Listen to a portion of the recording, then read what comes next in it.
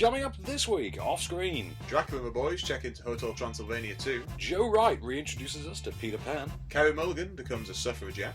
Ben Foster gets with the programme. More Lauschi uncovers Censored Voices. Guillermo del Toro takes us to Crimson Peak. And Elijah Wood has Cooties. All those to come and more off-screen. This is OffScreen. OffScreen.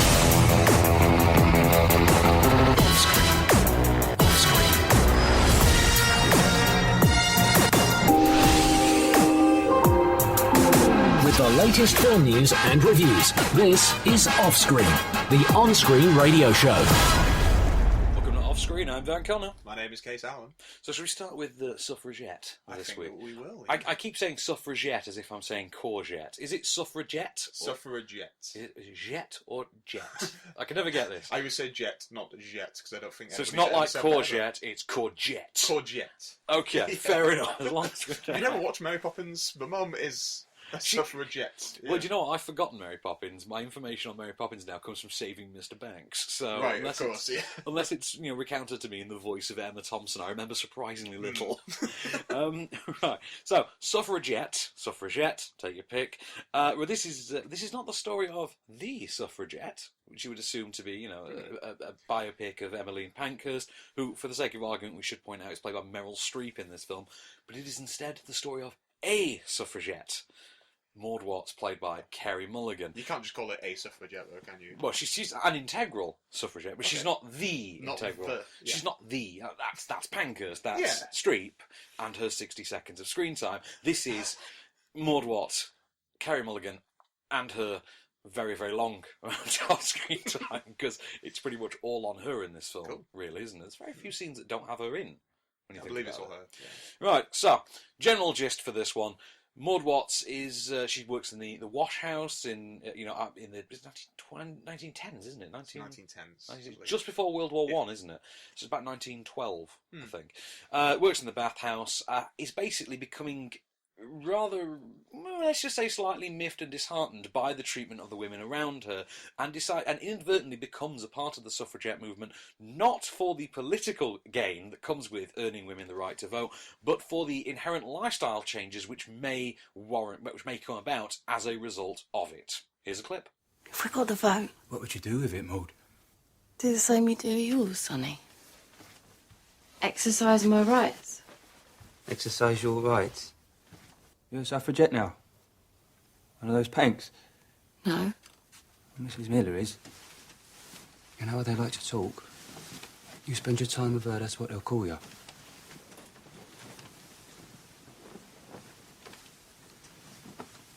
I'm only looking out for you, Maud. I know. It's all I've ever done. The timing of this one you have to talk about first and foremost, because the timing of the release of Suffragette is something quite interesting, given that you can't open a newspaper or click a link nowadays without some article from some female filmmaker or actress talking about the treatment of women in film. Who are you referring to, Van? Well, funnily enough, just before we started recording, we were talking about Jennifer Lawrence did it this week. Yeah. The week before that we had Meryl Streep. The week before that we had, was it Rose McGowan that week? The week before Rose that McGowan has said something. Gina Davis, obviously. Gina Davis the week before Streep, But yeah, it's obviously a bit of a hot button topic now, and with a more vocal press than we've ever had before, the platform is there now more than ever. And of course, there was the incident at the premiere of Suffragette, in which the protesters laid down on the red carpet, which it made an impression, didn't it? It did. It did. It got some controversy. It made the news. Yeah, fair enough. So, of course, the timing of releasing this film in 2015 makes unbelievable sense. You couldn't ask for better timing. This is obviously from Sarah Gavron. It's written by Abby Morgan, and everyone involved in it is it's strange. They're not doing anything outside of their comfort zone. Literally nobody is. Nobody involved in this film is stepping outside of their comfort zone. Everyone is within their clearly assigned place, which I find really odd given the topic of the film. It's borderline ironic, given the film is about women trying to assign themselves a new place. What you've got is a film about people, with everyone involved in their assigned spaces. Yet, everyone in those spaces, I think, is terrific. Have you seen this one yet? I've not, no. I know you said Not Cassie sadly. was going to see it later. Cassie's seeing it today, so she'll report back. I'll probably check it out this week. Well, the funny thing about this one, this actually opened on Monday, of all times. Was it a specific... on a Monday? I don't know. Was it some sort of historical day? I have to profess my ignorance here. I'm as ignorant You're equally as you, ignorant. Yeah, equally. There is a first time for everything. So this is what this does. Is this plays sort of the bystander to history angle with Maud Watts, rather than, like I say, rather than the suffragette, it plays more on the a suffragette angle. Everybody involved is terrific performance-wise. Brendan Gleeson is kind of weirdly endearing, actually, as more or less the antagonist of the piece. He's the copper trying to catch her and bring down the suffragette movement. Cleverly, in terms of the writing, what they've done quite well is they've balanced the need for the plot with the actual characters very well. For a film of this sort, for this historical, politically motivated biopic, they have paid attention to character, and that's quite impressive to see, actually, because you're so used to. I give you, for instance, Lincoln, which we were talking about earlier. We were talking which is about pretty much all plot, very little in the way of sort of character, other than Daniel Day-Lewis himself. Other than Lincoln, his son and his crazy wife. You think there's... But then you've got characters like James Spader, where... Oh, he's just there with a just there. haircut. Yeah. There, he's got his tash. He's got the tash. He's got the tash. So there is a very finely struck balance between character and plot, which actually does work quite well. And hats off to Morgan for doing it. I will say as well, I quite like the way that they have written Emmeline Pankhurst into the film. She is set up as this sort of mythical hero, a sort of Robin Hood-like figure. And then, sort of about halfway through the film, Meryl Streep turns up. She appears, yeah. And you actually, with the casting of Streep, they have perfectly fine-tuned it to find someone who has the gravitas that you would imagine Pankhurst had to have had. And it works very, very well. It's almost note perfect, in fact. It doesn't overstay its welcome. It ties in around the 2-hour mark. It's an interesting story. It's engaging. It's moving. It's at times actually quite powerful. It does have that brilliantly quintessential foggy London of the time. They've got that visual trope down pat. But what I really like actually is I like the cinematography of it. I've got his name written down. Edouard Grau. Okay. What else has Edouard Grau done? Now this is where it gets really interesting. Now I'm going to tell you this in a moment when I tell you that I really like Edouard Grau's cinematography because he has shot London in a way that makes it seem labyrinthine and quite claustrophobic. And as the plot moves on, and Maud is more and more oppressed by the paranoia and and the oppression around her, it feels like everything's coming in around her. You ask me what Edouard Grau shot before this? Buried, starring Ryan Reynolds. Well, that makes sense, doesn't it? It does now. So hats off. I really like the film. It is chock full of what can only be described as BAFTA-friendly performances.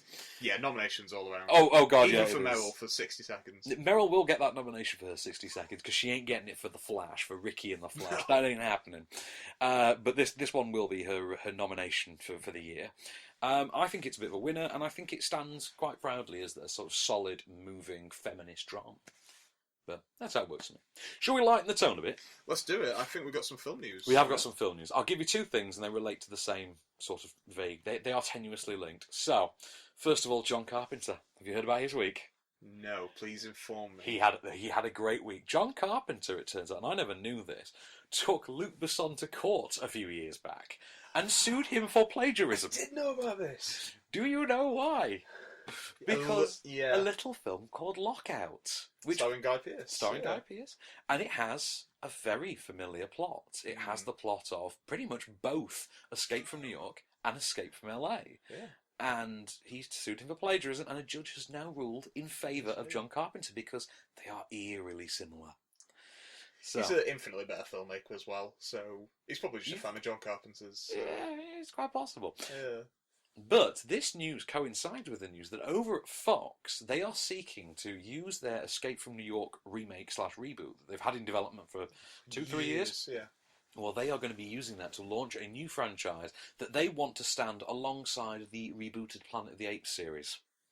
And to this end, they have hired none other than Neil Cross to write the script. Neil Cross, who created Luther and wrote Pacific Rim. So you think, hang on, so the writer of Pacific Rim is going to do Snake Plissken? Oh, get Idris to do that. I don't want Idris as That- James Bond. Get him That's it. I want Idris Elba. as Black Snake. I do. Black Snake, really? So, does that mean if he's ever hurt, we can say Black Snake moan? Really? Oh, yeah. Get Sam Jackson to be his dad as well. Oh my Amazing. god, this one sells itself, Doesn't it? But if you're going to race bend the lead, I say you get the Isaac Hayes thing played by Isaac Hayes character played by John Goodman, and let's call it a day. Let's call it a day. Done. What was his name? Big Daddy. Big Daddy, yeah. Big Daddy with all the chains and with stuff. the chains, Yeah. played by John Goodman. That's the dream. Come on, Neil, make it happen. Right, Case, it's time. You've been looking forward to this all week. All week. Well, hang on. When did you see I saw Pan? it. Because I I sent saw you it a couple of Mondays ago. a couple of Mondays ago. I sent you to a Sorka screening. Thank you for that, by the way. Yeah, I sent Calvin to the actual press to our actual multimedia screening because he did the press conference, and then we've gotten to yesterday, and I'm the only guy who hadn't seen it. I had to go to the public screening. You saw it on general release. I saw it on general release. So 3 of us have now seen this film. Not one of us likes it, and it seems we're not in the minority. No. So, Pan, which is Joe Wright's reimagined origin story for Peter Pan and Captain Hook, although weirdly it's just called Pan. So, okay, to boil this one down, Peter Pan, sorry, he's not given a surname, is he? It's just called Peter. He's just Peter. Yeah. So, Peter, but he has a necklace with a set of pan pipes on them. Yeah. Yeah. Do the maths. Yeah, do the math on that one. Is an orphan in World War II London, who he and his fellow orphans are abducted by space pirates, led by Blackbeard, played by Hugh Jackman, who really isn't a movie star, as this movie proves, and forced to work in the mines of Neverland to mine the rare element pixium, which it turns out is the purified form of pixie dust, the raw form of what will become pixie dust, and will actually grant the user eternal life, should he grind it up and inhale it in a way that looks not dissimilar to crystal meth through a gas mask. Yeah. Right. While in the mines, Peter naturally decides to try and escape and teams up with a fellow prisoner. Wouldn't you know it? It's James Hook. I think he might be on the way to becoming someone. What do you think? Played by Garrett Hedlund, and Hook and Peter. He's not Pan. Hook and he's not Pan. We're going to get Hook and Not yet. Peter, along with Smeagol, I think his name is. Yeah. Smeagol. His No name is place actually for guessing who he becomes. yeah, no, nobody's guessing who he becomes. This is starting to sound like a Star Wars prequel, isn't it? When we keep saying who he becomes. Right. Escape the mines only to discover that, wouldn't you know it, Peter has a destiny. It turns out that the natives of Neverland have an ancient prophecy in which a young boy, born of a human woman and a fairy prince, will appear, identified by a mark of jewellery shaped like a pan, and he will possess the ability to fly and the tenacity to bring down Blackbeard. Do you think there might be a very slight chance that this young boy with the piece of jewellery that looks like a pan might be the same one that's prophesied? There's a possibility, isn't there? It's possible. Yeah. Also, there are never birds. Here's a clip. These things they expect me to do. I can't do them, Hook. I've tried. Hey, I can't do stop. the things, so I can't Hey. be the one. Listen, Hook, what the bloody hell am I? you can go feeling sorry for yourself all you want, kid. But knowing where you're from, that's half of knowing who you are. That's more than most of us here will ever know. At least you know where you come from. Born to a warrior, heir to a prince. Does that mean you're the one? I don't know. I don't know if there is a one. But I do know that if you aren't the guy, and you are just you, maybe that's enough. First and foremost, with Pan. First of all, Go on. Don't get me started on those bloody Neverbirds. Oh, they were just What are very they? vile. What are they? Not even their design, just the CGI is just. Ugh. Doesn't it look like the Makes kind my of skin thing? crawl. It's the kind of thing that would you can. I'm kind of glad Jim Henson's dead, because if he'd lived to see that, Yeah. God help us. Like Jim Henson would have burnt the building down if he'd ever seen this. Stan Winston spinning in his grave, and yeah, just no. What is this? First of all, right, the film is boring. The film is incredibly boring. The film is overlong, and it's not a particularly long film. Isn't it about 2 hours? It's just under 2. Just under 2. Feels like it's about 3 hours long. Absolutely. It's dull because it seems to have no direction whatsoever. It's always a case of it's a quest movie. It becomes a quest movie in the form of.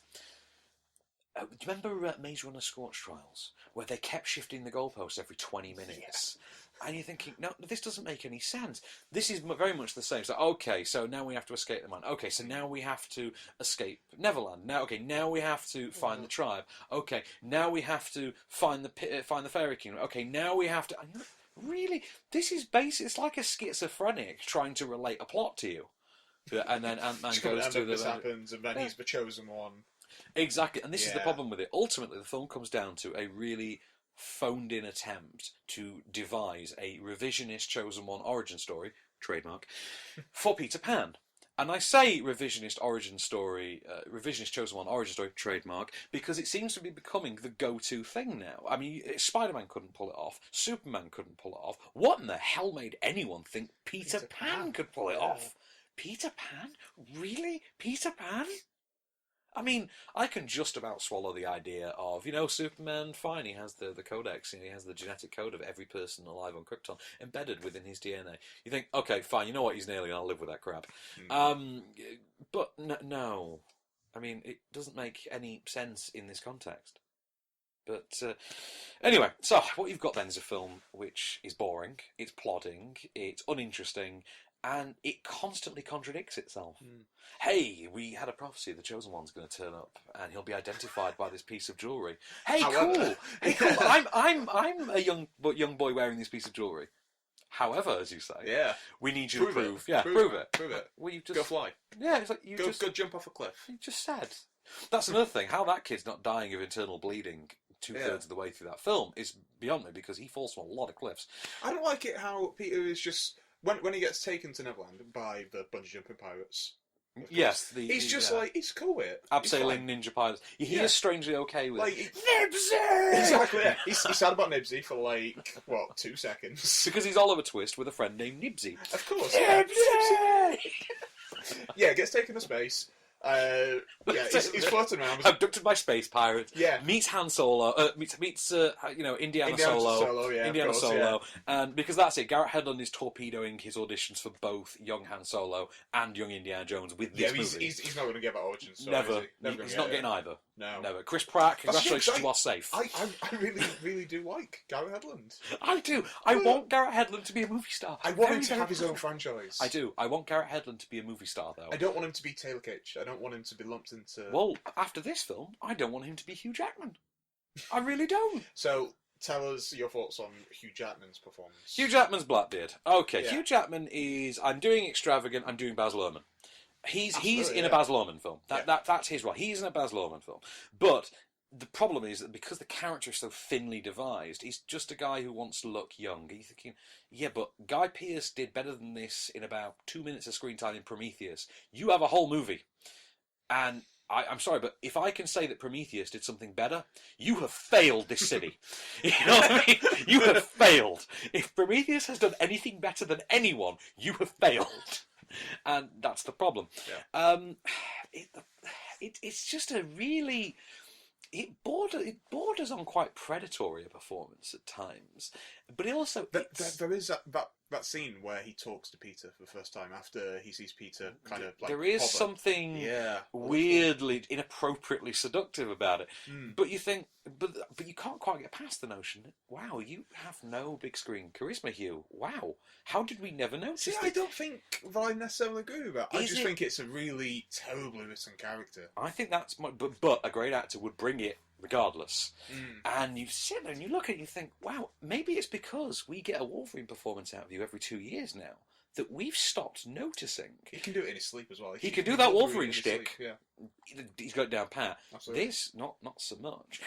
Right, so Joe Wright's direction is... Yeah, let's talk about Joe Wright. Great when it's in London.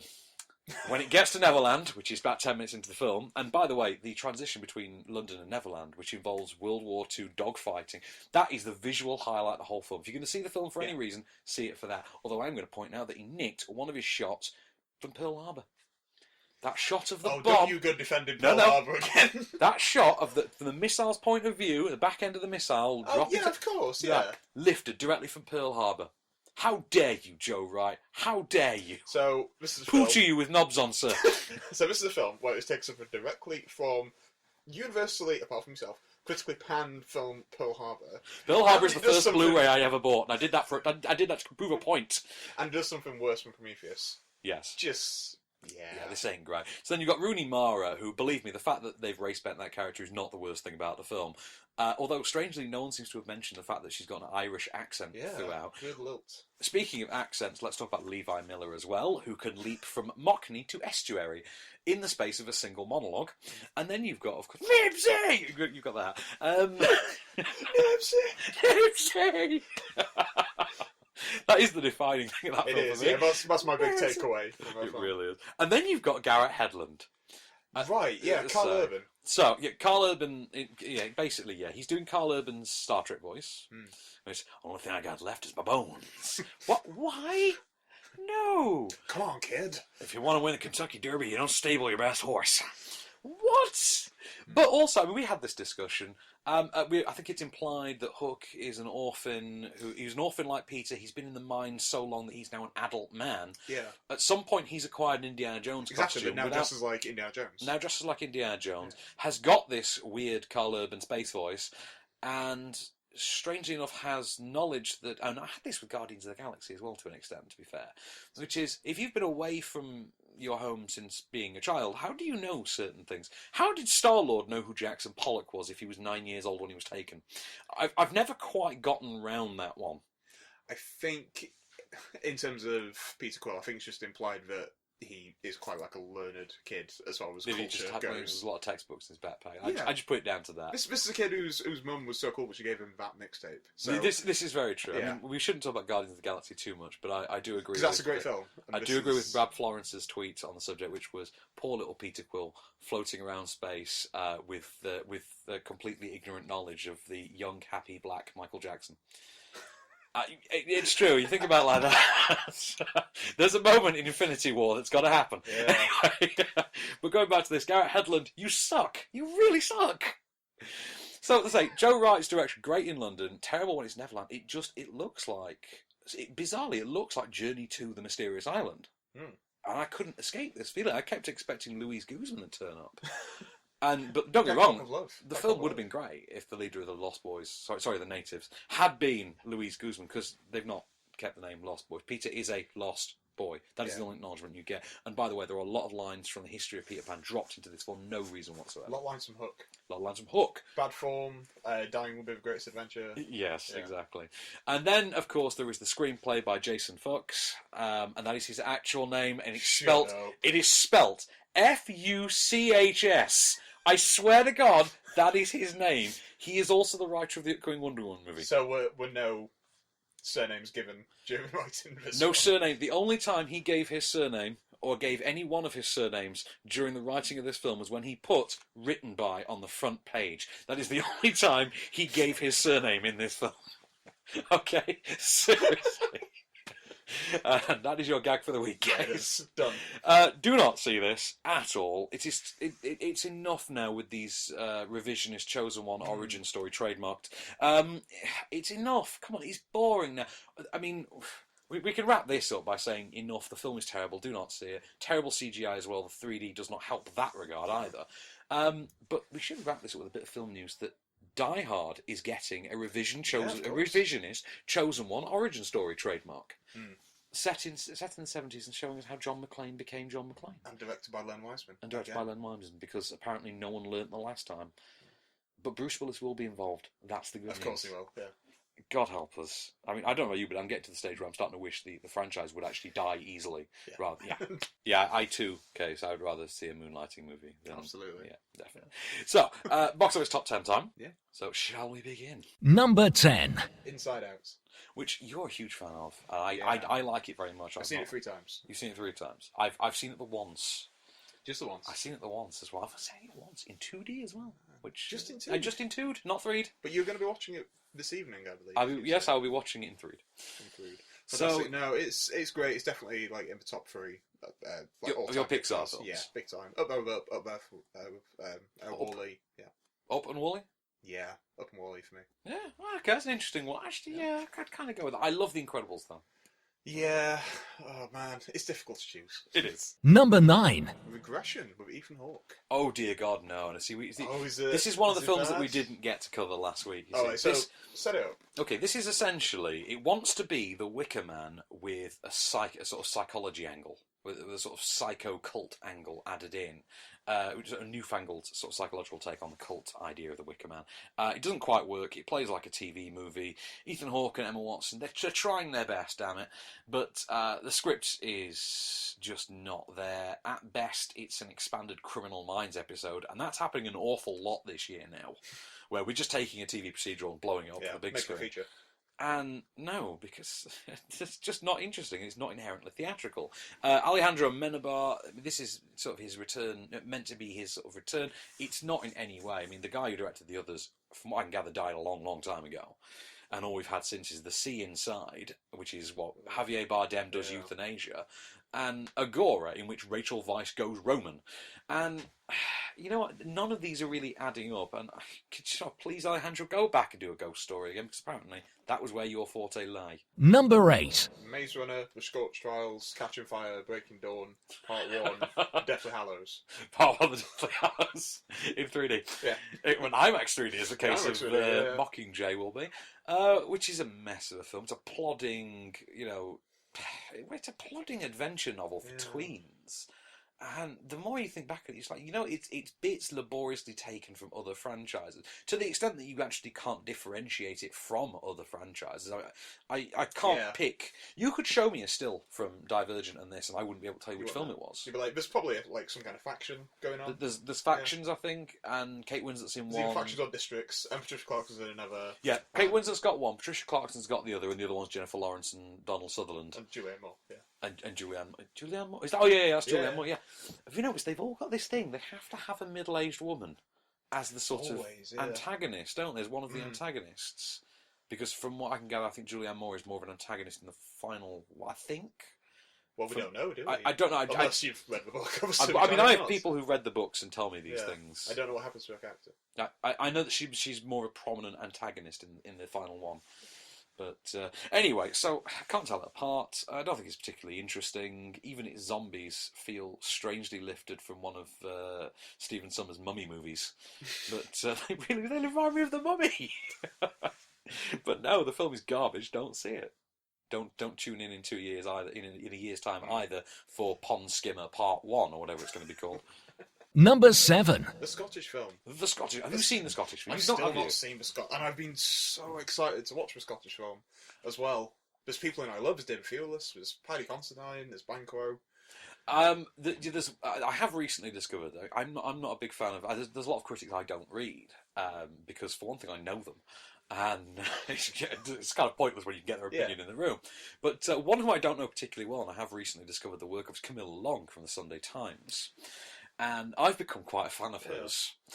And she takes... she's very individual. She takes her own position on films. But she so adequately explains her position that you think, okay, fair enough. It's not like one of those people who turns up and says, it's crap. And you think, okay, but why? She explains her choice. She will explain her choice. And she had issues with Macbeth. And she did explain it as being sub-Game of Thrones. Which I think, actually, I could kind of see that. It is Macbeth for the Game of Thrones generation. I think, because we had the discussion, didn't we? We reviewed it together, didn't we, the Scottish We were talking about it, yeah. I have said it twice, haven't I now? Yeah. But, bad luck on your house. Bad luck on my house. But, plague on both your houses. That's a Shakespeare. Wrong play. I know, but that's a Shakespeare one I can watch over and over again. That and Othello. Anyway, Othello is my favourite. Can't explain why. See, I'm different because this is my favourite Shakespeare. Funnily enough, John Dickinson said something similar. Did he? But he did point out that that's because it is Shakespeare's horror play. Yeah, of course. Yeah. Okay, it kind of is. Yeah, I get there. It's got 3 witches. The horror imagery is present in there. The German music video influence is present in there. Believe me. Fassbender does Rammstein. It does look like Michael Fassbender is in a Rammstein video. Amazing. And you think, How can you not love that? No, I do love that. I think Justin Cazel's direction is fantastic. I do think the performances are also fantastic. Everything about the film is fantastic. However, you and I said this when we reviewed it. If you don't like Shakespeare to begin with, the fancy wrapping paper on this is not going to make you like the present beneath anymore. You get what I mean? Yeah. If your grandmother buys you a sweater for Christmas that you didn't like last year, but she puts it in new wrapping paper this year, you still ain't gonna like it. Depends what the sweater is. Or what wrapping paper is. Number 6. Everest in eye-popping IMAX 3D, ice coming at your face. Ice coming at your face. Yeah, that should have been the tagline for it. That would be a terrible one, wouldn't it? 9 men went up a mountain. Now ice will come at your face. It's just terrible. Nice to see you. Just any Mr. Freeze pun. Yeah, what killed the dinosaurs? The Ice Age! Yeah. But, yeah, that is just terrible. So, have you seen Everest yet? No, I've been very behind recently. Fair enough. I'm no, catching up slowly. Everest was one of those. It was good. It wasn't great though, and I think a big part of it for me was the fact. I mean, for one thing, it's a 2-hour film that took an hour and 10 minutes to get to the inciting incident. Yeah, you don't see the money shot until 2/3 in. That's what I've heard. Yes, that's a real waste, particularly when you're marketing it on that money shot. Yeah, I absolutely. mean, I'm a very big fan of saying if you've got a movie called Batman Begins, then Batman has to begin at some point, and yeah. I'll give you an hour and 10 minutes. I'll give you an hour because Liam Neeson has to train him to be a ninja. That's fine. We have to kill mum and dad and have him be a ninja. That's fine. You can take an hour with that. Also, it's a Christopher Nolan movie, so we're lucky it happened within a weekend, if we're honest. So, when you've got Everest, and it's true, Nolan will go on for weeks if you let him. But, yeah, no, definitely. Look at Interstellar. Wow. I mean, Martian did a lot less. I don't know if that film is even finished yet. It's still Martian did a lot more in a lot less time. Did you notice that? Oh yeah, but we'll talk a bit. We'll talk about that we'll later talk about, on the top 10. We will. I like Everest. I just wish it was slightly more vertical limit and a bit less perfect storm. Number 5. The Intern with Bob De Niro and Anne Hathaway. I really want to see the version of this that would have been Michael Caine and Tina Fey. That would have been. Was that set up? This is where it originally came from. Originally, it was Michael Caine and Tina Fey. That was the original version of The Intern. We have been robbed. We have been robbed. Can you imagine that film? Because I love Bob De Niro. I do, and this is the most awake he's been on screen in years. That's good. I'm not exaggerating, and he's a lot of fun in it. But he is doing that shtick that he has gotten down pat over the last few years, which is I will be the straight man to all of the wackiness around me. Funny you should say that. Film I rewatched recently, which I didn't expect to like when I saw it at cinema. Las Vegas. Las Vegas. I enjoyed it. I don't know why.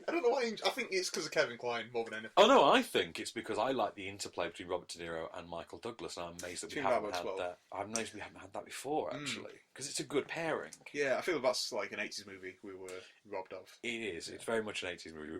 We were denied, strangely. By the way, I can't remember who was it played Morgan Freeman's son in that movie. I don't know. Oh God, Is one Michael Ealy? I want to say Michael Ealy. He's like an overprotective. Yeah. I think it's Michael Ealy. Never mind. So, no, The Intern, I did think it was funny. I did think it was moving. I think it was a little bit more by the numbers and a little bit more predictable than I would have liked. But that's fine. But the film makes that worse by having glimmers of the potential for so much more. And there are moments in which you think, oh wow, that would have been such an interesting direction to go in for 5 minutes. To make a point on that, but you've just hinted at it and then let it and cast it aside, and that's sad for me given the calibre of the people involved. I really like De Niro, I really like Anne Hathaway, Nancy Myers. I was going to say, do you like Nancy Myers? I like Nancy Myers, and then you've got a great supporting cast of sort of up and coming comedians. Absolutely, yeah. And you think Adam Devine. Yeah, Adam Devine. I would have loved. Adam Devine's one of the best things in Modern Family now. Yeah. How good do you have to be one of the best things in Modern Family? I mean, God, that shows Ty Burrell. Number 4. 2 Tom Hardys for the price of 1.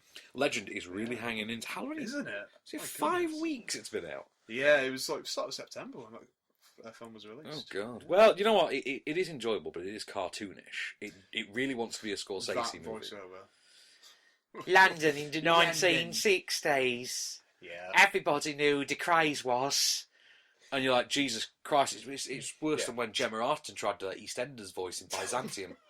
Oh, yeah. When Gemma Arterton tried to do the voice of Pat Butcher for a Neil Jordan vampire movie, you're like, who thought this one up? Didn't work. This is the only thing worse, and it's made even worse by what's her name? Emily Browning. Emily Browning, Who I do like. who I think is perfectly fine, but in the actual film itself doesn't use that accent. She's perfectly decent, perfectly enjoyable in the film. It's just the voiceover, which has clearly been done sometime after. Yeah.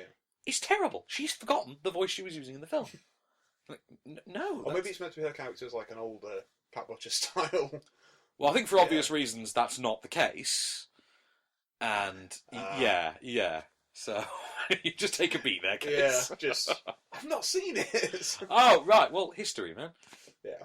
You've seen the Kemps. Number 3. Let's talk about The Walk. Oh, The Walk. Sorry, I thought we were on to Cigar. It's now The Walk. Well, the thing with The Walk, you see, is it is the Frenchiest French film that has ever been made by a non-French person. And that you have Joseph Gordon-Levitt as the Frenchiest Frenchman who has ever lived. Philippe Le Petit. Now, that's my favourite thing as well. His name is Philippe Petit, which technically great, makes him Little Phil. Yeah. It really does. Which directly translates. It's French for Little Phil. It's French for Little Phil. I mean, come on. So Joseph Gordon-Levitt is Little Phil. And it's great. So what you've got a film that begins with this circus biopic, effectively, then becomes a heist movie, then becomes a tension-based spectacle story. And that's perfectly fine. However, those first two acts constantly pound on you to go with the whimsical lightheartedness of everything going on. And you think, okay, that's fine. I will go. I'm quite content to go with your lightheartedness. Why not? If you want to go with that, that is all on you. I'm there. You deliver the lightheartedness, I will happily go along with it. Fine. You deliver it, I will sign for it. That is how the package deal works. Right. That is how our career exchange will play out. However, when you then get to your third act and you're asking me to be on the edge of my seat, you have to. You kind of can't have that. If you've asked me to not really invest in the characters, you've just asked me to be amused by them. Doesn't really work because of how light and fluffy you have made the first two acts. You cannot then have suspense because then you're creating something new. You're creating the concept of fluffy suspense. You can't have fluffy suspense. It's ridiculous. Now, I want to point out that Robert Zemeckis has done exceptional work with the 3D and his visuals in this. However, the Foot Lamberts issue, the light loss is a bit much. Now, I saw this in standard 3D, not IMAX 3D. Not laser. Not laser, we'll talk about that later. However, because I'm seeing it in standard 3D, it is so dark that even in daylight scenes, you are genuinely squinting. During marketing, you may have noticed Joseph Gordon-Levitt's ridiculous bright blue contact lenses. During the actual film, you can't see them for a second because the film is that dark. There's no visible indication. It looks almost like a black and white film when it's in 3D. Which is kind of funny because I think the early scenes actually are in black and white. You don't actually notice the transition unless you're peering over the top of your glasses. But Joseph Gordon-Levitt, let's call him by his nom de plume now. Francophile name. His francophile name. His performance as Little Phil is... I can see why he's done it, but I think it's far cartoony than he thinks it is. And this is far, far from what you would describe as a good Zemeckis film. Number 2. A brand new entry, Sicario. I adore this film. I knew you were going to. I adore it. Knew it. You've not seen this, I take it?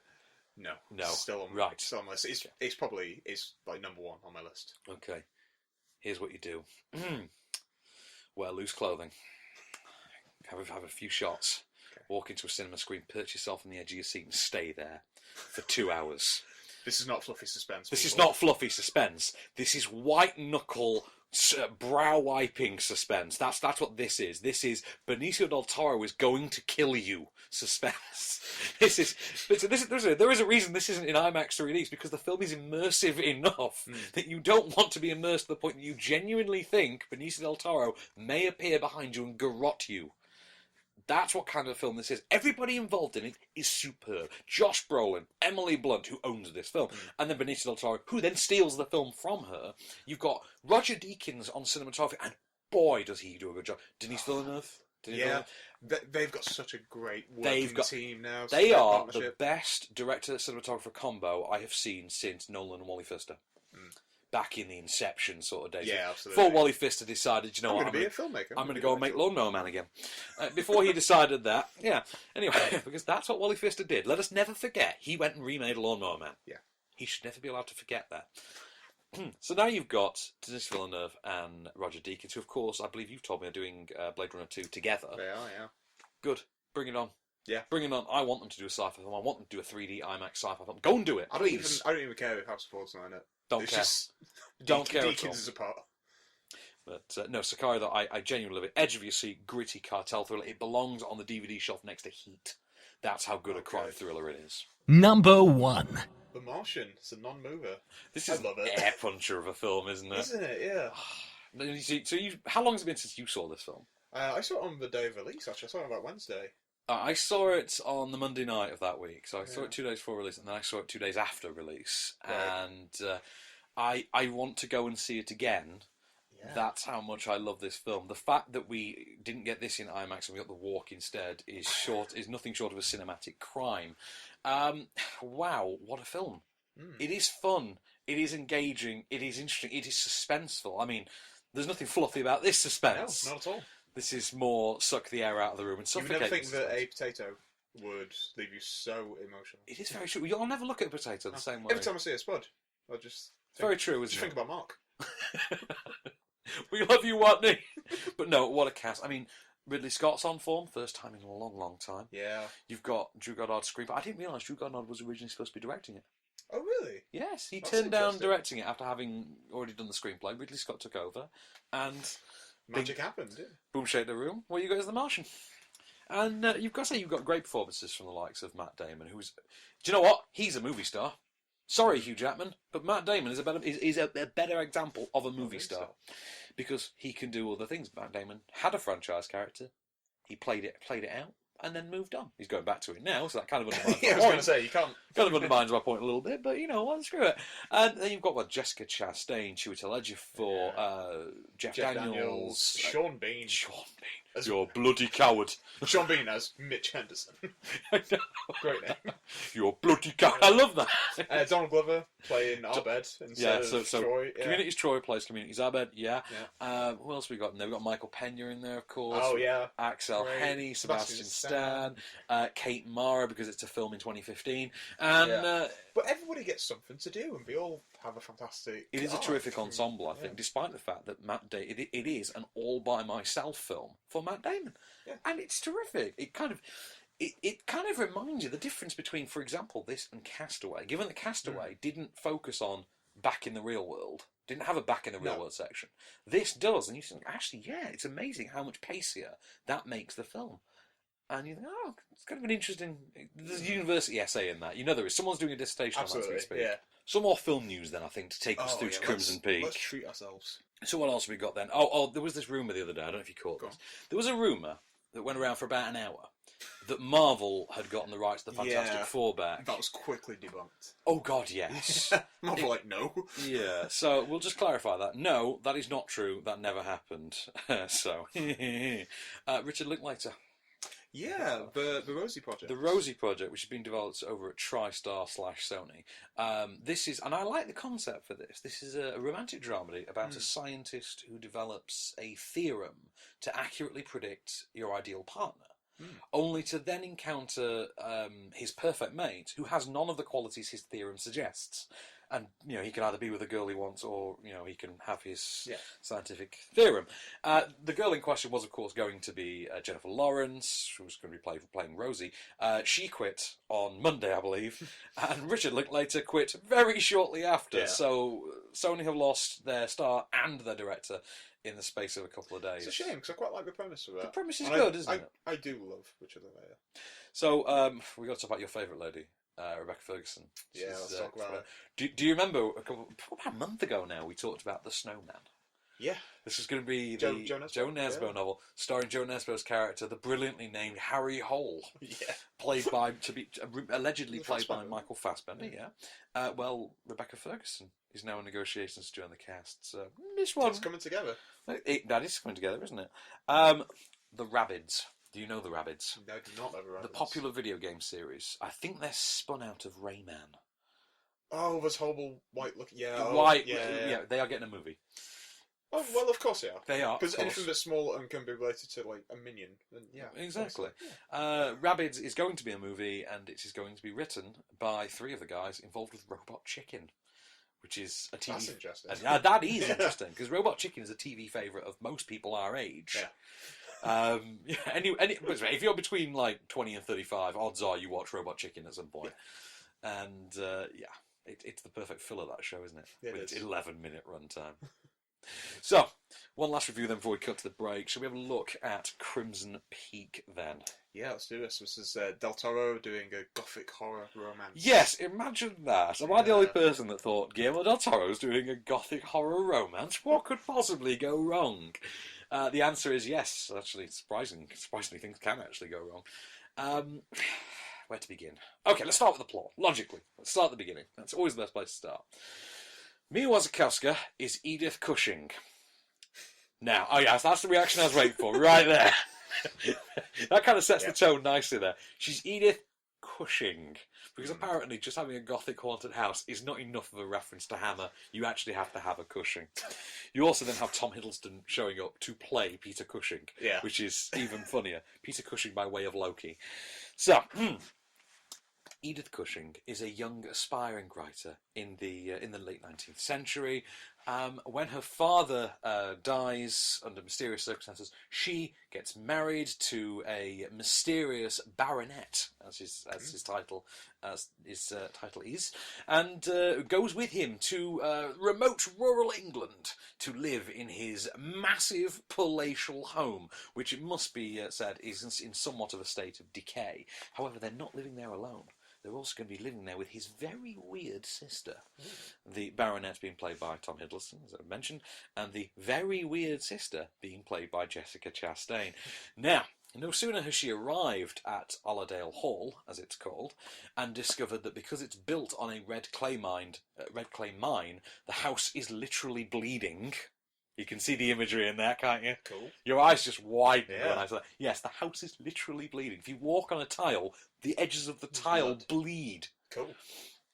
No sooner has she arrived, discovered the house is bleeding, she also discovers there's some ghosts about as well. But what do these ghosts want? Is Edith actually speaking to the undead? Is she actually encountering, deviant spirits of the afterlife? Or is she actually just losing her mind? Here's a clip. She knows who I am and she wants me to leave. Nonsense, my dear. You're not going anywhere. You had a bad dream. You were sleepwalking. No. I'm afraid I shall go mad if I stay. My darling, you're imagining things. Tomorrow, why don't we go out to the post office? I think some fresh air would do you good. No. I have to leave. I have to get away from here. Edith, this is your home now. You have nowhere else to go. When it comes to sort of these kind of... a filmmaker of the iconic level of Guillermo del Toro, because you can't mistake his films for anyone else's. No. You really can't. You see, it's definitely del Toro. You could show me any film that he'd done, regardless of whether or not I'd seen it, I would know it was his. And when it comes to filmmakers of that calibre, the only thing worse than them doing a bad movie is when they do a decent one. When they do one that's just decent. Just fine. Yeah, because you don't want just fine. You kind of want bad or great. You can live with either. And Pacific Rim is one of those two, depending on who you are as a person. I think it's great. I don't think anyone's looking I think it has terrible bits, but that kind of adds to its greatness, I think. It does, yeah. It really does. Those names, those character names, are shocking. But then again, are brilliant at the same time. Now, Stack of Pentecost. Funnily enough, I have to refer back to Pacific Rim fairly often when talking about Crimson Peak, because on the one hand, this Crimson Peak does to Hammer films what Pacific Rim did to Toho. And you think, oh, okay, I can kind of get that. So what you're doing is, we're now establishing that you have this formula, that Pacific Rim was just the first example of it, and we're now going to see, well, that's great. I wish more filmmakers would do that. Just go and tackle a different genre every time. Fine. Go and do it. We'll ignore the fact that prior to Pacific Rim, Del Toro mainly did horror. But we'll ignore that and we'll just go with Pacific Rim as your phase 2. Fine. Have that. Yeah. So, going down the route of the Hammer thing, you think, okay, the love of Hammer it's there on the screen. You can tell. Tom Hiddleston's using his typecasting as Loki quite to his advantage, but it does sort of underserve the film in the one sense, because as he's doing that Loki performance, I've sent it off I know not where sort of a performance. No, and you're doing a marvellous job so far. I love. That was pretty on. That was good. That was spot on. You get me drunk enough, I can do a pretty good Loki. You get me with a saw in a Thor, I can do a pretty good Thor. Right. Because he's doing that sort of Loki-esque performance, it underserves the film by removing somewhat of the suspense from that character. You kind of know a lot of the sort of twistier elements that have to come. And then you get to Jessica... But, having said that, Hiddleston does have that gravitas that makes him a character actor like Peter Cushing. Yes, great, okay, that and Del Toro, I can live with that, fine. If the rest of the movie sucks, at least we had that. Fine. Then you get to Jessica Chastain. And, I'm going to preface this by saying that Charlie Hunnam is also in this film. Yeah. He's not been as big a part of the marketing as everyone else. Well, he's the fourth lead. Okay. So, if you thought that Charlie Hunnam's attempt at an American accent in Pacific Rim was bad, believe me, he has nothing on Jessica Chastain's attempt to do an English accent. Oh, that's a shame. Which is kind of odd, since actually in this film, Charlie Hunnam's American accent, the second time around, has actually gotten slightly better. I mean, seen a vocal coach, probably. Probably seen a vocal coach. And I sat through 7 seasons of Sons of Anarchy, so I'm fairly used to his ropey American accent. What's that one in Pacific Rim? I never thought about the future. Like, dear God, Rally, shut Come on, up. Jax, what are you doing? Exactly. We're drift compatible.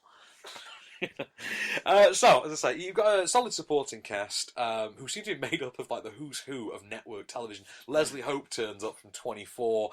Bobby Singer from Supernatural's there. They're all in there. Amazing. I mean, and to be honest, the problem with the film is it is quite predictable. The twists and turns are you know them a mile from. You can tell them from a mile away because they are such intrinsic twists to the genre in a sense. And there is some success to it, though, and that success largely comes from Del Toro, who, it's his design, it's always been his design, but you fear at a point that perhaps he risks becoming the sort of director that Tim Burton became, where he is a director more associated with his art department than he is with his actual directorial style. Now, there is enough directorial style left to the film that it can withstand that criticism. Yeah.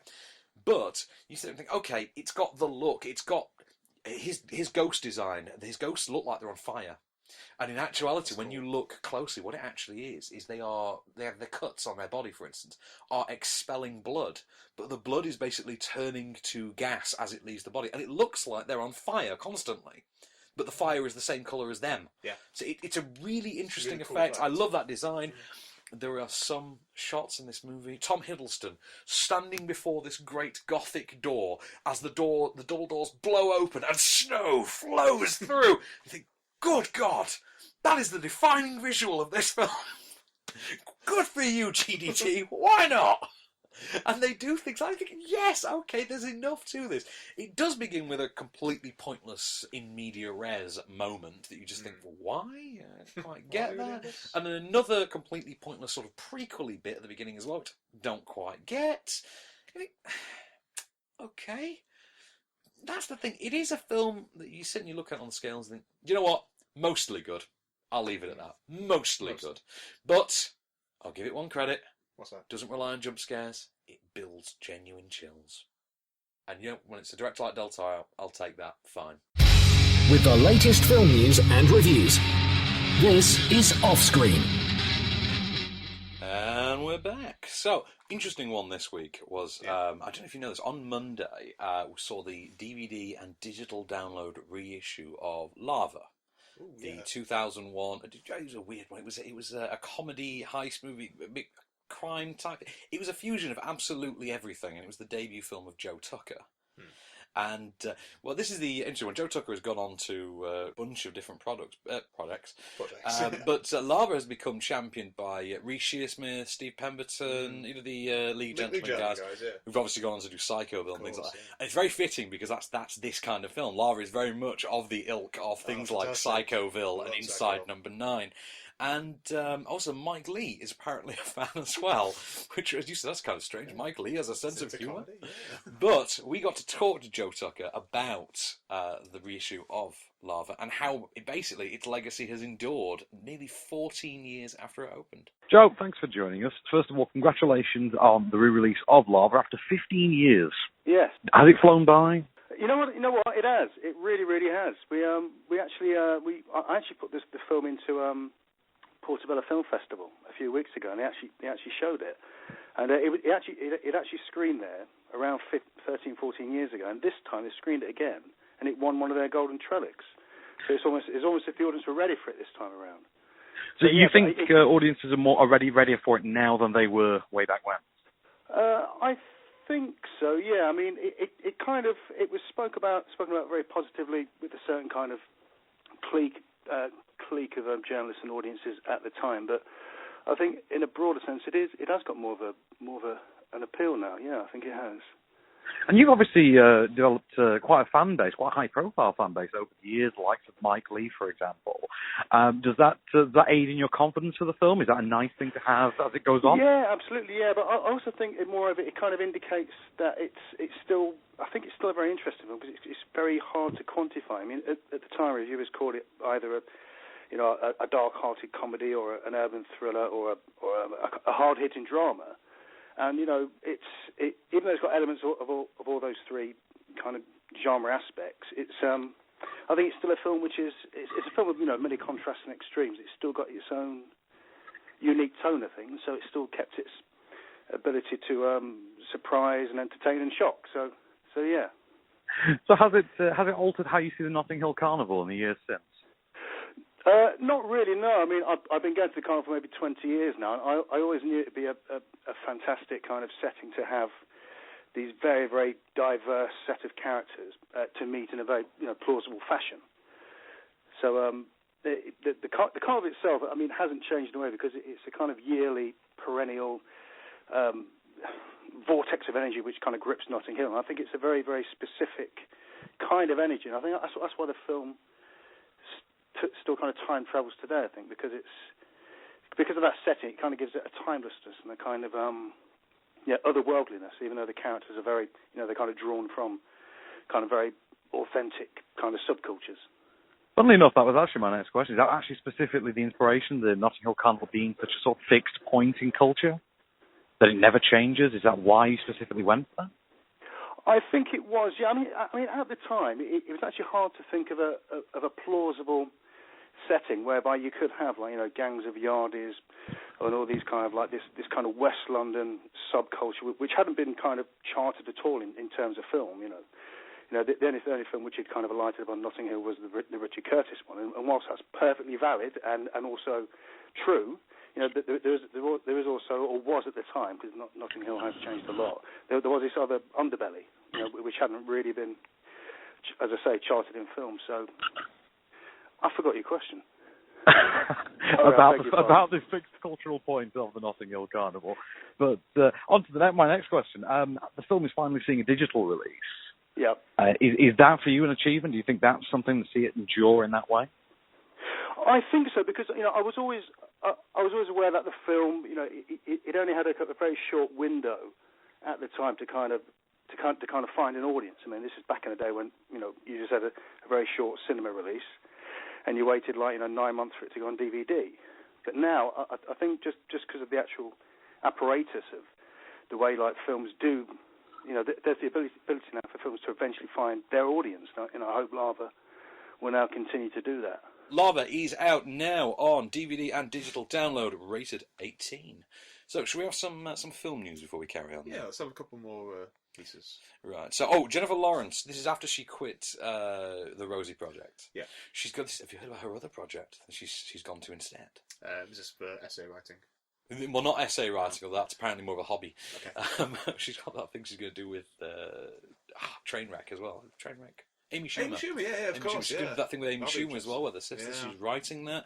But apparently she did quit the Rosie Project in order to basically have a break from her hectic schedule. Although she has apparently entered talks with Darren Aronofsky to join his secretive upcoming indie project that he's got on the go. So we shall see what comes of that. Apparently Darren Aronofsky is going around talking to basically everyone about the upcoming project. Which, Not that secretive then, is not it, really. No. No one knows anything about it though. It's basically I'm Darren. doing this, but I'm not telling you anything Yeah, about I think it's like he turns up at your dinner party and says, "Listen, while I'm here, Yeah. I've got this film. I can't say anything about it, but do you want to be in it?" I think that's what it is. Yeah. And you kind of have to debate: well, is it going to be Black Swan or is it going to be The Fountain? Darren, come on, we need an don't say inkling. it. Yeah. We need an inkling here, Darren. It's going to be Black Swan or Noah. Yeah. Basically, yeah. In terms of 80s animated series and toy lines becoming big screen reboots, here's one that will catch you slightly off guard: Dino Riders. Yeah, I'm all on board for this. Yeah, well, am I the only one thinking, well, don't reboot that, just make it into Jurassic 5 or whatever we're going to call it? That's Not everyone wants to militarise dinosaurs. I'm sorry, but just get get John Goodman to be Vincent D'Onofrio's older brother. That's my answer for everything now. Yeah, just get John Goodman in. My answer for everything. Since he was announced to be in Kong. Yeah. Just get John Goodman. He'll be Vincent D'Onofrio's older brother. He also has the familial need to militarise dinosaurs. It's like a family trait. It's a family trait. Yeah. Granddad raised He them was by militarising sitting like around raptors and lizards. They grew up round the fire with Granddad being told, the virtues of militarising animals, and so that's how it works. Who will play the Granddad in the flashback? I would say Rip Torn. Yes, Rip Torn would be a very, very good choice. Yeah. If you want to go really just nuts, Rip Taylor. But I am militarised dinosaur.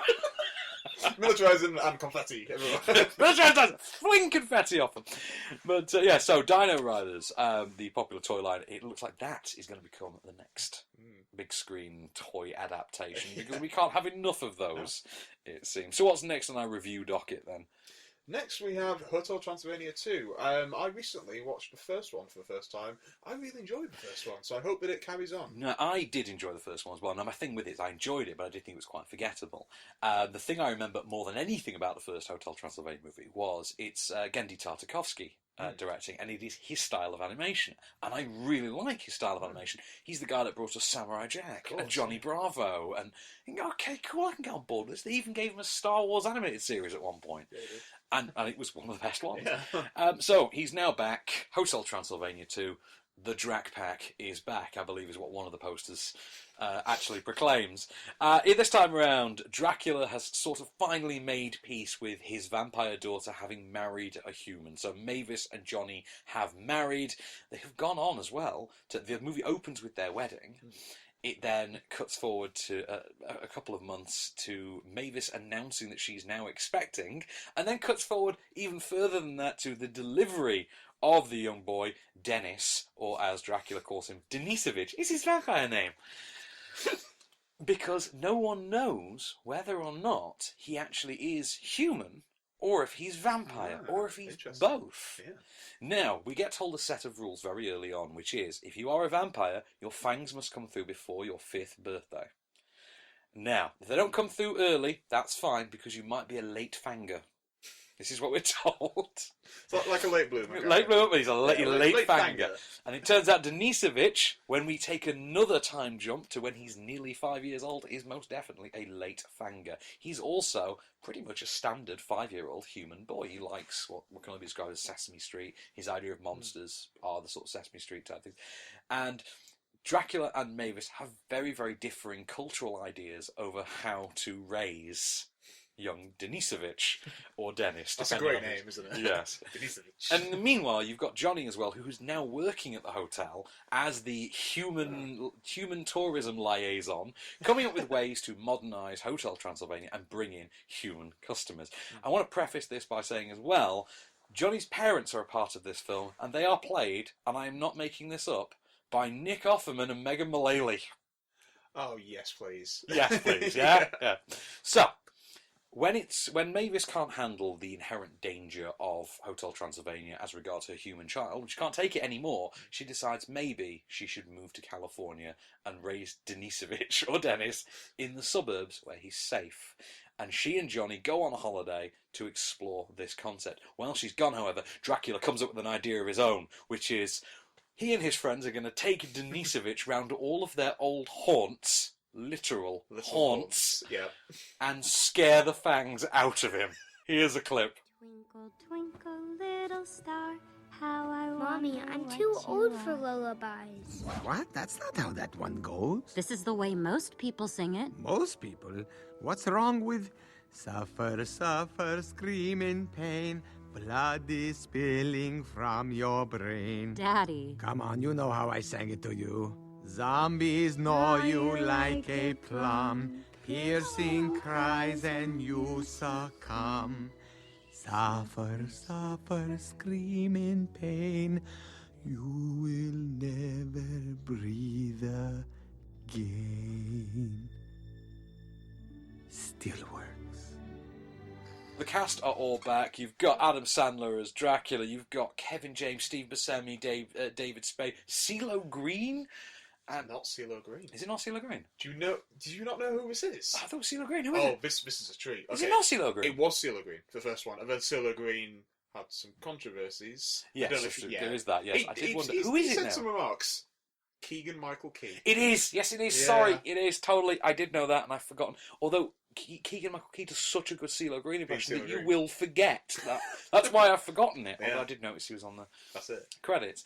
Poor CeeLo, as if Begin Again. He needed it after Begin Again. I liked him in Begin Again. I like Begin Again. Yeah, I think he needed another boost after that. But this is a lot of fun. The Tartakovsky animation is as fun to revel in as it's a really always fun been. setup that you gave. It is, and there's so much comedy to this. There is a piece of stunt casting. In fact, it is marketed quite heavily. There is a piece of stunt casting for this film, which is Dracula's father. I know about it. Who's played by Mel Brooks as Vlad. Amazing. And it's pitch perfect casting. It is fun. I thought it was going to be someone like Jerry Stiller or someone like that. Yeah, but which would have been good. Would have worked just as well. But it is a lot of fun. It's got the macabre humour that made the first one so good. Like, for instance, Dracula's take on what to feed a pregnant woman. Oh, you need to eat more spiders and blood pudding. Only then will the vampire fetus be strong. You know, and goat bile and things like that. It's brilliant. Such fun. It's one of those films that you watch and you revel. I laughed quite a few times at it. And it does the anachronistic sort of, let's send up modern culture by using antiquated Victorian ideas. So, for instance, Dracula's take on health and safety is borderline hilarious. And as always, you've got Steve Buscemi as Wayne the werewolf. Wayne the werewolf, yeah. Wayne the He's werewolf. got like a pack of 20 cubs. And then some now, because that's increased. Oh, okay. And yeah, it's so much. There's so much to love in it that you find yourself sitting there watching, thinking, "Wow, if I had a young child of my own, this is the kind of thing I would love to do with them. This is the kind of thing I would take them to see merrily and not think twice about it. Yeah. Because it's an all-rounder family fun film. There is spectacle. There is 3D joy to be had. There's things for grown-ups in there. There's things. Well, not really. It's not really for. I wouldn't say it's adult skewed humour. It's not crass in that Shrek-like way. Well, you see, no, because I don't like that about Shrek.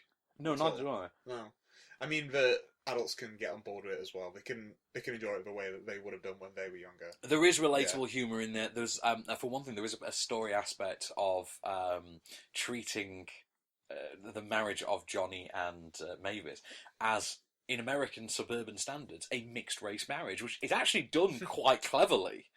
I believe there's actually a cameo from what I think is Seth Rogen as a hipster who they just mistake for a monster, which I think is great. I'm not a monster. You're like, yeah, he just has a beard. Does he do his laugh?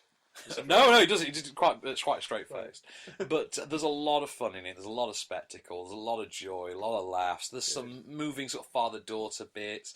There's a lot of that sort of knowing your place sort of mentality. The only thing I had with it was the film, and this is on an adult level, the film does cop out very slightly on, particularly having already done the mixed race marriage thing, the film cops out very slightly on exactly what Denisovich is. you think you could have taken, by not taking the braver stance, it does feel like they missed the chance to do something a little bit braver, but the film is still entertaining, the film is still very, very enjoyable, so you give it a pass for that, to be honest. It did, to be fair, really make me want to watch Hotel Transylvania 1 again, Which is I great. will admit. Because I say I don't remember it, but I do remember really enjoying it. So we'll do one bit of film news then before we go on to the programme. Yeah. Steve Zahn, have you heard about this one? Yeah, I have. Steve Zahn has joined the cast of War for the Planet of the Apes. As a monkey. As a monkey? Yeah. Yes! He's going to be mocapping. This is great. That's awesome. I would love Steve Zahn to have an amazing career from this point on, because if he wins an Oscar, that would mean that the three principal players of the film Sahara are all Oscar winners. Oh dear God, that's actually true as well. Isn't it? But McConaughey, Penelope Cruz. do you know, I always get Steve Zahn confused with who's the sidekick in National Treasure? He's Doug in The Hangover, and I always forget. But because they are kind of the same character, aren't they? Similar, yeah. But that's really going to bug me. He's the witty sidekick. Never mind. But yes, so Steve Zahn is going to be mocapping, as you put it, for War for the Planet of the Apes, opposite the likes of Gabriel Shavara, Andy Serkis, and of course Woody Harrelson as the Colonel. I don't want to even know his actual name. No, I just want him to be the Colonel. I do. I want him to be the Colonel. Yeah. That's it. I'm wondering though, are we going to get this one from the perspective of the apes, or is it going to be from the perspective? Because the last one I would argue is from the perspective of the humans. Well, the first 20 minutes. The first 20 minutes. No dialogue. It's just apes. That's why I love the first one, the second one so much. But right, so onto the programme then. Right, where to begin with this? This is it's Stephen Frears, Lance Armstrong. Stephen Frears, who brought us the delightful High Fidelity and the less delightful The Queen. And he has The Queen's good. Lady Favourite is not good. Lady Favourite is not good. No, it is not. So he's now brought us this take on the Lance Armstrong story, which is based on the novel Seven Deadly Sins by David Walsh. Now that is a very important thing to take into consideration when you start watching the film, because presumably everyone who listens to this knows the story of Lance Armstrong, which is, I mean, we recently reviewed a documentary about 18 months ago. We reviewed The Armstrong Lie, which I actually rewatched after having seen the programme, because I noticed something that made me want to rewatch it. The level of background detail in the film is astonishing. Genuinely astonishing. Having seen the actual documentary, oh yeah, that's the thing from, oh yeah. Such attention to detail. Like, wow, that's really impressive. So, Ben Foster's playing Lance Armstrong in a film based on the book by David Walsh. David Walsh, in reality, was sued by Lance Armstrong for libel and forced the Sunday Times to fork over $300,000. Which, when Lance Armstrong was then discovered and confessed years later, the Sunday Times got back, and David Walsh got a very, very sincere apology as a result. I think Lance Armstrong is currently being sued for more than $100 million as a result of all of the lawsuits. It makes $300,000 look like chump change. It kind of does. Yeah. But here's where it gets interesting. So, because it's based on the book by David Walsh, it takes David Walsh's perspective somewhat into consideration. David Walsh is one of the two principal characters of the film. It is the story of Lance Armstrong, it's the story of David Walsh as well, but primarily Armstrong. So what you have is Lance Armstrong, from his humble beginnings on the Tour de France circuit, when he can't win to save his life, to when he then gets cancer, to when he beats said testicular cancer, to then encountering Michele Ferrari. Michele Ferrari, I believe his name is. Played by Guillaume Canet from Tell No One. And believe me, he's doing the best. Everyone involved in the film, I should point this out, first and foremost, they are doing the best impersonations imaginable of the actual people they are playing. Guillaume Canet's portrayal of Michele Ferrari is eerie. Really eerie, because if you ever see an interview with Michele Ferrari, it's like watching Jose Mourinho. Yeah. It's like watching the Jose Mourinho of science. That's the only way to describe it. The human body is like a machine. I am like a mechanic, but I am an excellent mechanic. All I want best results from human physiology. That's all I want. I love him. I think he's amazing. He's amazing. It's not that good, actually. That was my impersonation of my dad. But anyway, following through Lance Armstrong's beginnings of his relationship with Michele Ferrari, which then obviously involves certain medications, to Armstrong then storming the Tour de France for 7 straight years. Yeah, of course. fighting off allegations of doping as well, the lengths to which are explored on screen, and then, of course, his downfall as a result. Here's a clip. Dr. Ferrari made a statement about EPO. Do you remember that? No. Did you ever visit Michele Ferrari? I did know him. How did you know him? In cycling, you go to races, there are lots of people, small community. Did you ever visit him? Did I get tested by him? Did I go there and get consulted on certain things? Perhaps. So you did. Sorry, just because the tape recorder won't really pick up on your body language. Can I get a yes or a no on that? Perhaps. So like I said about it being based on the book by Walsh, the film makes no bones within about 2 minutes of, yeah, he doped.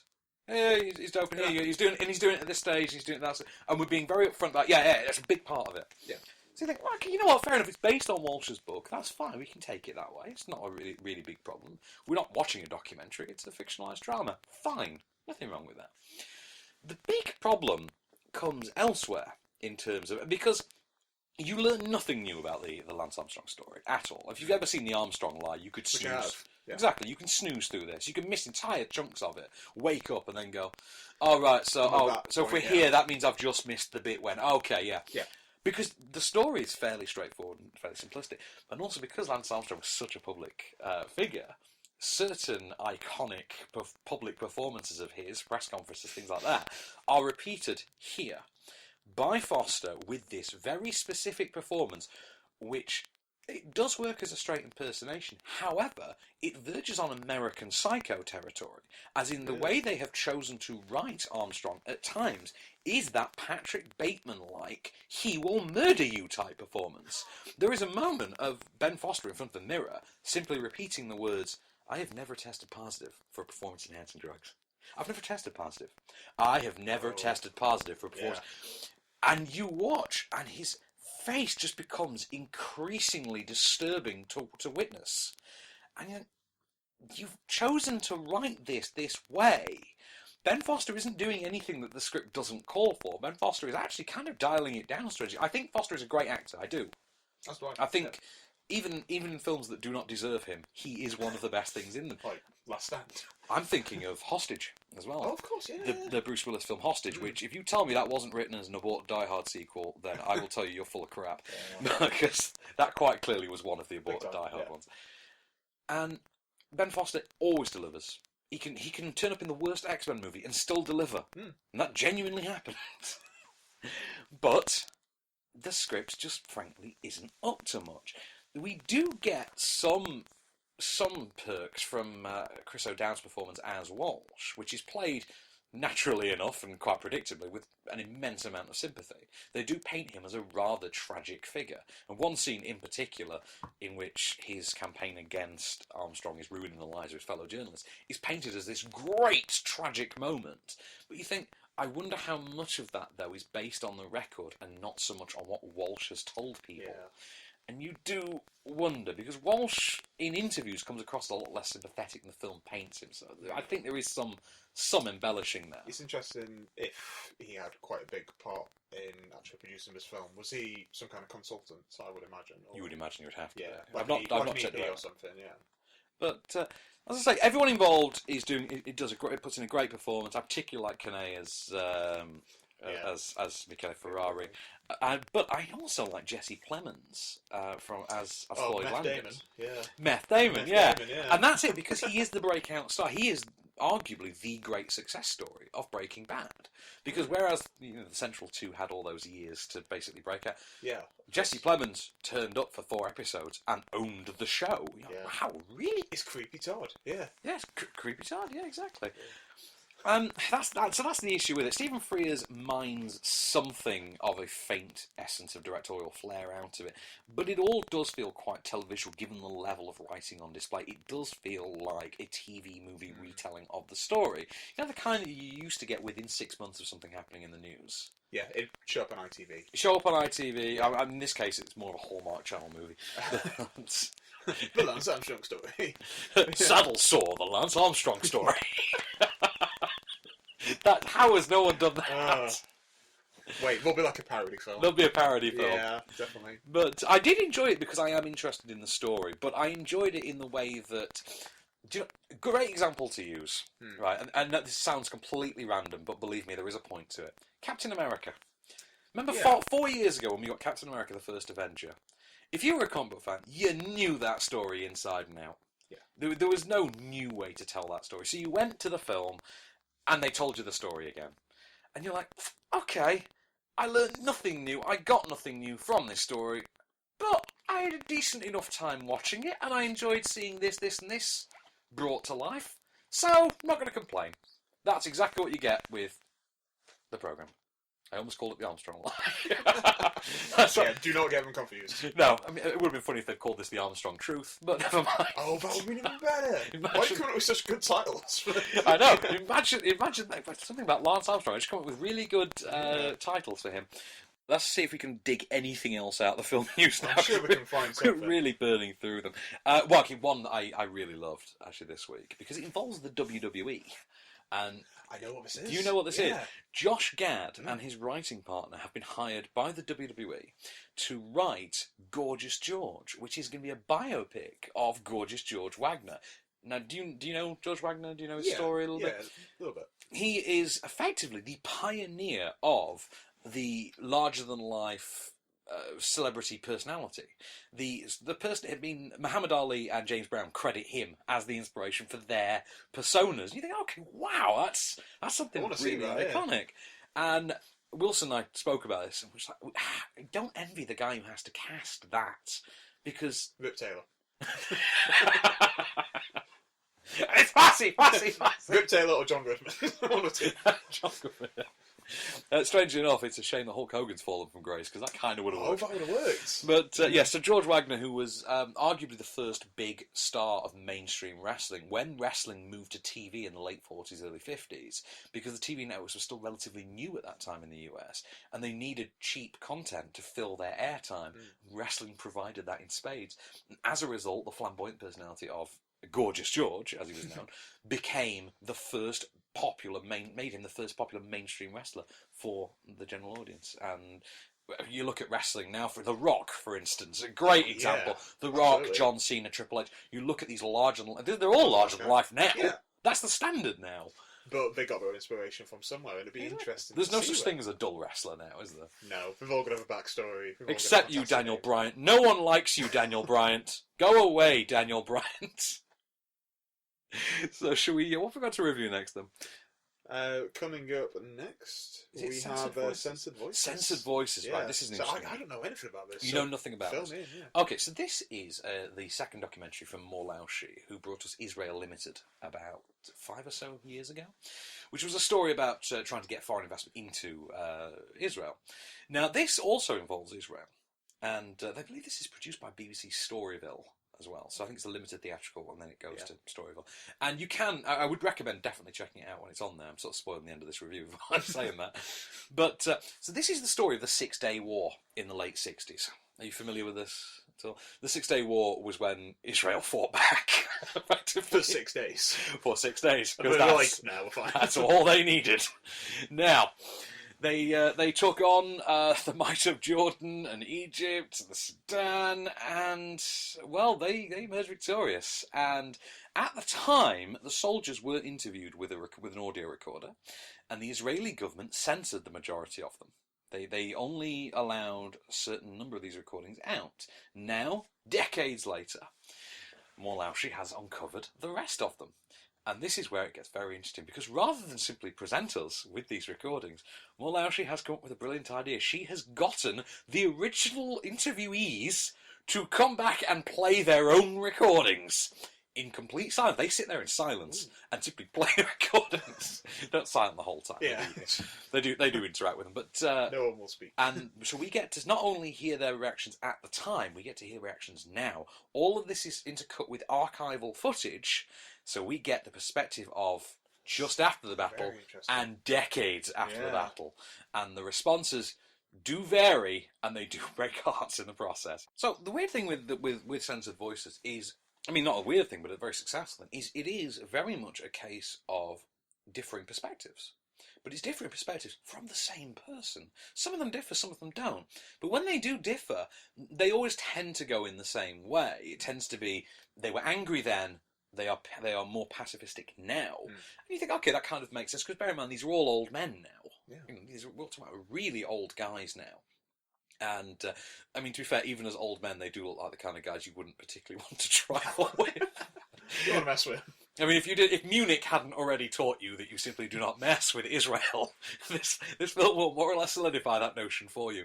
It is, though, very, very moving, very, very haunting in places as well, and it allows you a perspective, an internal and then a sort of retrospective perspective on something that we don't really know about in general. Anyway, it's not really a big part of the history books, the Six-Day War. It's something that it's something that gets a passing mention at best. And this takes you right into it. And it is a frontline perspective on the horrors of war and the depths of absolutely terrible activity a human being can sink to in the conflict of battle. And you think, wow, okay, I never really thought about it from that way. And it is, like I say, it's just chilling when it needs to be. It is moving when it does. It never glorifies. That's something I will give it credit for. And everyone involved makes a concerted effort not to glorify. They're regretful at the time, and they're even more regretful now in some cases. They do not glorify what they did. They did it in the name of the state, and they take a very dim view of the things they themselves have to do. And you think, okay, it's nice to know, because we tend to have this weird historical perspective. I'm trying to have this conversation without talking about Israel as a political thing now, because I'm in no way qualified to talk about Israel. It has this ability to highlight that even in the late 60s, there was something of what we think of as a contemporary perspective on war, even then. So we have this sort of what we think of as a 21st century perspective on, for instance, the war on terror, things like that. You think, actually, this has always been the case. This was around then. There were people who spoke out and gave their feelings and felt a certain way then that we don't think they did. We look back at things like World War II and we just assume that everyone was like, kill the other side, we just kill them.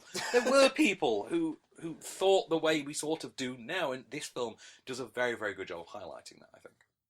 But I do like Morlauschi's work here.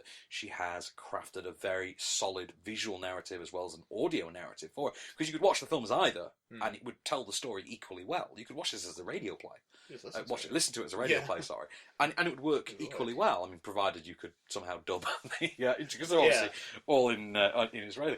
But no, I really enjoyed it. I was genuinely glued to the screen the entire time, edge of my seat, interested in what was going on. It was 88 minutes, so you think, okay, this is a perfect length. I think there's about 10 minutes where it does float a little bit, we think.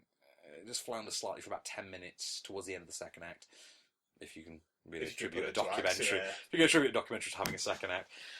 But other than that, I found it a really solid, really engrossing and moving documentary. Tell you what then, before we get to the last review, let's do all of our, because we've got a couple of comic book ones. I've got a couple, you've got one. I've just found one, Okay, you go with yours first. Okay, so Doctor Strange film that I'm really, really looking forward to. Fantastic looking cast. Tilda Swinton, Benedict Cumberbatch, Chiwetel Ejiofor. Yeah, Mads Mikkelsen. Rachel McAdams. Now, this news is about Rachel McAdams. Okay. Hit me. I will. So this news has not been completely 100% official. It is a rumour she might be the character of Night Nurse, which has its own Marvel comic book. We thought it was Rosario Dawson. Rosario Dawson, because she's in Daredevil. And she is a nurse. And she is a nurse, so we thought they'd rejigged her into that. No, she's going to be somewhere completely different. And it's quite interesting, because every thought Rachel McAdams would just be like a romantic lead for Doctor Strange. Yes. And now it seems like she's got a lot more to do in this film. I did say, actually, a while back that I think we had the discussion, where I said I hoped that Rachel McAdams wasn't a love interest. She was just like the Natalie Portman kind of, I think because they reduced Natalie Portman to a love interest, I'm not interested in it. I want her to have an actual character. Meanwhile, other Marvel news, it has now been confirmed that Mark Ruffalo is in negotiations with Marvel to appear as the Hulk in Thor Ragnarok, to be directed, as you reminded us the other week, by Taika Waititi. That's going to be amazing. With Hulk and Thor on what is being referred to as a cosmic road trip. Really? I want it to be Marvel doing Plane Strange and Automobiles. That'd be amazing. Hulk's, Thor's, and Autumn. Horse? Horse? Horse? Thor's, What are you talking about? Thor's, Hulk's, and... Oh, what's the bridge thing called? Thor's, Hulks, and Bifrosts. There we are. Yeah. Whores. Whores, Hulks, and Bifrosts. Now that's a film. Get on that, Marvel Phase 4. Shall we take it all the way back in a circular motion to Rosario Dawson, though? Yes. Who is going to be providing the voice of Batgirl in the Lego Batman movie. Now that is a cast. That is a cast, opposite with the likes of Will Arnett as Batman, Michael Cera as Robin. And and Zach Galifianakis as the Joker. That was it. That was the one I couldn't remember. So yeah, that's a nice little trio of comic book bits. Absolutely. There. So from comic books then, onto zombie movies. Let's cover Cooties. Which I'm a big fan of. I know you're a big fan of as well. And this is a strange one because this is regarded as it has a very, very limited theatrical run, but it's actually now also out on DVD and Blu-ray digital download. And funnily enough, segues nicely into our competition plug for the week. It's almost like we've planned it. Almost like. Yeah. It's not at all like we just pull these things out of our ass at a moment's notice. We're not always this professional. No, we're not. So, of course, you go to onscreenfilm.com, our competition section.